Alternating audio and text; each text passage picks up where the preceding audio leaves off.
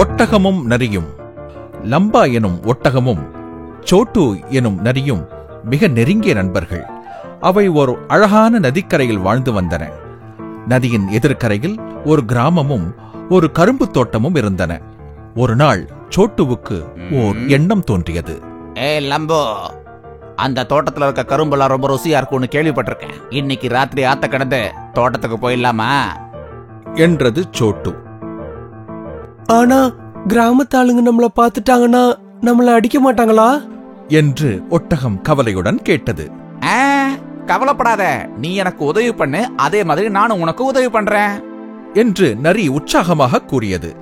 ஒட்டகத்திற்கு அதில் விருப்பமில்லை, ஆனாலும் சம்மதித்தது. அன்றிரவு ஒட்டகம் நரியை முதுகில் சுமந்து கொண்டு நதியை கடந்து சென்றது. அவை கரும்பு தோட்டத்திற்கு சென்று சுவையான கரும்புகளை சாப்பிடத் தொடங்கின. நிறைய சாப்பிட்டு அவற்றின் வயிறும் நிறைந்தன. எனக்கு ரொம்ப சந்தோஷமா இருக்கு. சந்தோஷமா இருக்கும் போதெல்லாம் எனக்கு பாட்டு பாடத் தோணும் என்றது நரி. ஒட்டகம் பதில் சொல்வதற்கு முன்பே நரி சத்தமாக ஊளையிடத் தொடங்கியது. ஒட்டகம் நரியை ஊளையிடாமல் இருக்கும்படி சொன்னது. ஆனால் நரி ஊளையிட்டுக் கொண்டே இருந்தது. இதை கேட்ட கிராம மக்கள் வெளியே ஓடி வந்தார்கள். ஒட்டகம் மிகவும் பயந்து போயிற்று. அது சுற்றும் முற்றும் பார்த்தது. நரியை எங்கேயும் காணவில்லை.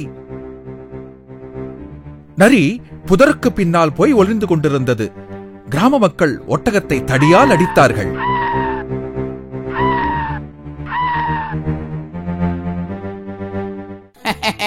நல்லா மாட்டுக்கிறியா?